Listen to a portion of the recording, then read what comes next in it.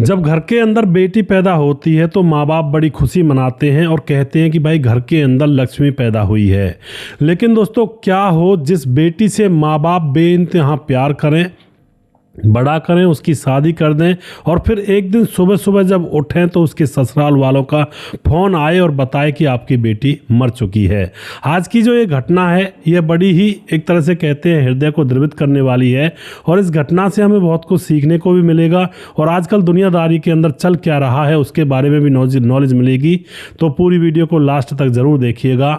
नमस्कार, मैं हूँ सुदेश कुमार और जीतू सुदेश चैनल में आपका स्वागत है। दोस्तों यह घटना उत्तर प्रदेश के झांसी के अंदर घटित होती है, जहां पर एक शारदा देवी नाम की मां रहा करती है। उसके दो बेटे हैं, एक बड़ा बेटा गौरव जो कि पढ़ाई लिखाई पूरी करने के बाद मेडिकल की दुकान चलाया करता है। छोटा बेटा जो कि 19 साल का है जिसका नाम होता है संदीप। अब जो माँ होती है वह बिना पति के थी तो अपने बड़े बेटे की शादी की चिंता करने लगती है कि भाई अब उम्र हो गई है और क्यों ना बेटे के लिए लड़की ढूंढी जाए। तो जो शारदा देवी होती है अपने बड़े बेटे जिसका नाम होता है गौरव, उसके लिए एक लड़की ढूंढती है जिसका नाम होता है संगीता। संगीता जो कि 21 साल की है और जिसके पिता का नाम सुशील त्रिवेदी है और वह लोग एमपी के टीकमगढ़ के रहने वाले हैं। इस लड़की से सगाई कर दी जाती है और फिर दोस्तों शादी की तारीख तय कर दी जाती है और 2019 में इन दोनों की धूमधाम से शादी कर दी जाती है। शादी होने के बाद अब काफ़ी दिन गुजर जाते हैं और काफ़ी दिन गुजरने के बाद एक बेटी पैदा हो जाती है और जिसका नाम रखते हैं दर्शना। और अब वह बेटी भी 5 साल की हो चुकी थी और अब आ जाती है 2025। दोस्तों 2025 में 17 फरवरी 2025 को अब सुबह सुबह पिता के फ़ोन पर अपनी बेटी के ससुराल से फ़ोन आता है और फ़ोन पर कहा जाता है कि तुम्हारी बेटी पंखे से झूल गई है। अब यह बात सुनते ही जो पिता एकदम से खड़ा हो जाता है, उसके तो हाथ पांव कांपने लगते हैं कि ऐसा क्या हुआ जो बेटी पंखे से झूल गई है। और उसके बाद जो मायके वाले होते हैं वह सीधा झांसी पहुँचते हैं क्योंकि यह झांसी में इसका ससुराल था लड़की का।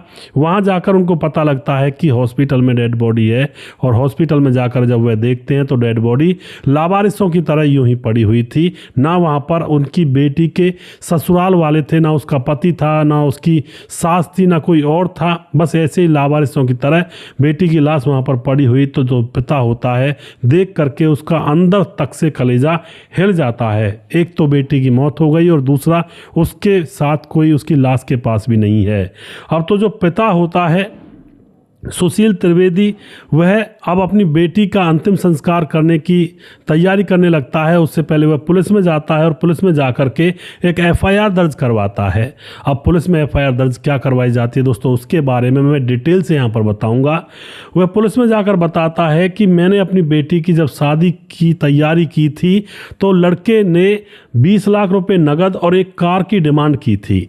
अब मेरे पास इतना पैसा था नहीं और मैं जैसे तैसे इधर उधर से कर्जा करके उनकी 20 लाख रुपए की डिमांड को तो पूरा कर देता हूं, लेकिन कार के लिए अभी मेरे पास पैसे नहीं थे। तो मैंने उनसे वादा किया कि बेटा मैं खाते कमाते धीरे धीरे करके 2 साल 4 साल बाद तुम्हें एक कार भी दे दूंगा, लेकिन अभी इसी से काम चलाओ। इस तरह की बात वो पिता कहता है और उसके बाद यहाँ पर शादी हो जाती है। शादी बड़े धूमधाम से की थी और उसके बाद जो लड़की होती है जिसका नाम होता है संगीता वह दुल्हन बन करके अपने पति के घर चली जाती है।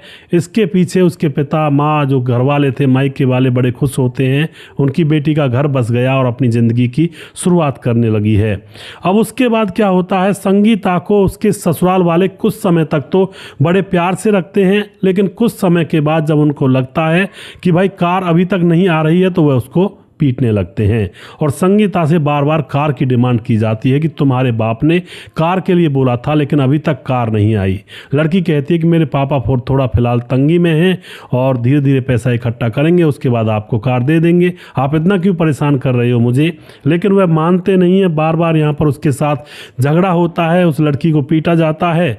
अब जो संगीता होती है वह फ़ोन करके अपने माँ बाप को बताती है कि मेरे साथ इस तरह का सिस्टम हो रहा है। तो उसका पिता बेटी से कहता है बेटी तो थोड़ा एडजस्ट कर, धीरे धीरे सब कुछ ठीक हो जाएगा, मैं भी कार के पैसे इकट्ठे कर ही रहा हूँ। अब दोस्तों यहाँ पर जो लड़की होती है उसको एक बेटी भी पैदा हो जाती है, और जब बेटी पैदा हो जाती है तो उसके ससुराल वालों को उम्मीद थी कि लड़का पैदा होगा, लेकिन उनकी उम्मीदों के विपरीत यहाँ पर लड़की पैदा हो जाती है। तो वे और ज़्यादा गुस्से में आ जाते हैं कि एक तो लड़की पैदा कर दी और ऊपर से ना कार लेकर आई जो हमने मांगा था। अब तो ससुराल वाले उसको और ज़्यादा परेशान करने लगते हैं नाराज़ होकर के, और फिर उसे पीटना मारना शुरू कर देते हैं, टॉर्चर करना शुरू कर देते हैं। अब उसकी टॉर्चर इतना ज़्यादा बढ़ जाता है कि वो अपने पिता पर फ़ोन करती है तो उसका पिता उसको घर ले आता है और फिर 2 महीने तक अपने घर पर ही रखता है। लेकिन 2 महीने के बाद उसका पति अपनी पत्नी को लेने के लिए आ जाता है। पिता सोचता है कि शायद इसको अकल आ गई होगी और अपनी बेटी को उसके पति के साथ वापस भेज देता है। लेकिन दोस्तों 1-2 महीने गुजरने के बाद फिर से उस लड़की के साथ मारपीट होने लगती है, और अब जो पिता होता है बेटी को फिर से लेकर आ जाता है और एफआईआर दर्ज करवा देता है। एफआईआर दर्ज इसलिए कि मेरी बेटी को टॉर्चर कर रहे हैं। लेकिन दोस्तों उसके बाद फिर जो बेटी के ससुरालिए होते हैं वह आकर के माफ़ी मांगने लगते हैं, उसका पति और बाकी और सदस्य, और फिर से संगीता को अपने पास वापस ले जाते हैं। यानी कि बहुत पूरा ड्रामा, हाई वोल्टेज ड्रामा चल रहा था इन दोनों फैमिलीज़ के बीच में। और अब दोस्तों कुछ दिन के बाद अब इस लड़की संगीता के किसी कज़न की शादी थी, तो 16 फरवरी को वह अपने कज़न की शादी में संगीता अपने मायके आ जाती है, और शादी अभी 2 दिन बाद थी, उससे पहले ही वहाँ पर आ चुकी थी। और इतने में ही उसके पति का फ़ोन आता है और बीच में ही उसका पति उसको वापस बुला लेता है, जबकि यह लड़की संगीता कहती है कि मुझे अभी शादी में रुक जाने दो क्योंकि अभी शादी तो हुई नहीं है। लेकिन उसका पति जब बार बार उसको बुलाता है तो इस संगीता के माँ बाप यही कहते हैं कि बेटी ऐसा कर, तू चली जा, क्यों बेमतलब कि यहाँ पर लड़ाइयाँ होती हैं, फिर बीच बचाव करना पड़ता है। और उसके बाद वह लड़की संगीता बिना शादी अटेंड किए वापस अपने पति के घर चली जाती है 16 फरवरी को। लेकिन दोस्तों दूसरे ही दिन जब पिता की आंखें खुलती हैं, शादी वगैरह हो गई थी, और दूसरे दिन जब पिता की आंखें खुलती हैं तो उसके फ़ोन पर ससुरालियों का फ़ोन आता है। जो उसकी बेटी जिसका नाम होता है संगीता, उसका पति था जिसका नाम था गौरव, वह कहता है कि आपकी बेटी पंखे से झूल गई है और उसकी मौत हो गई है।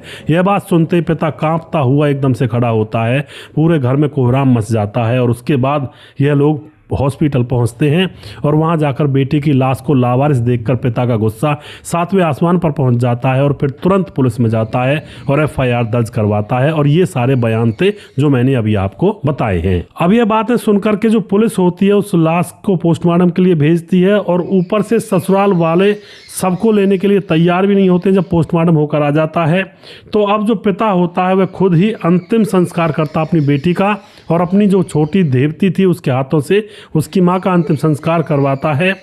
अब दोस्तों उसके बाद पुलिस अपना काम कर रही होती है, केस चल जाता है। इधर जो छोटी बच्ची थी वह अपने नानी नाना के वहाँ पर थी जो 5 साल की थी, तो वह वहीं पर बैठी हुई थी और कॉपी पर ड्राइंग बना रही थी। और दोस्तों ड्राइंग कुछ ऐसी बना देती है कि उसमें उसका पापा उसकी मम्मी की गर्दन को पकड़ रहा है। ऐसी कुछ ड्राइंग उसने बनाई थी। तो उसका नाना उसको देख लेता है और एकदम से उसके दिमाग में ख्याल आता है कि शायद इस बच्ची ने अपनी माँ को मरते हुए देखा है। और उसके बाद वह बच्ची से पूछने लगता है, बेटी क्या हुआ था? तो वह बच्ची जैसे तैसे टूटी फूटी आवाज़ में बताती है कि मम्मी को पापा ने मारा और फिर लटका दिया, इस तरह से कुछ बातें कहती है। और कुछ ड्राइंग थी उसके पास, और तुरंत वह नाना जो था उस लड़की का पुलिस थाने में जाता है, लड़की की बातों को सुनाता है, और फिर पुलिस तुरंत यहाँ पर एक्शन लेती है। और अब उस माँ को और उसके बेटे को और उसका जो देवर है उसको पकड़ लिया जाता है। और उसके बाद यहाँ पर पूछा जाता है कि आखिर मामला क्या था।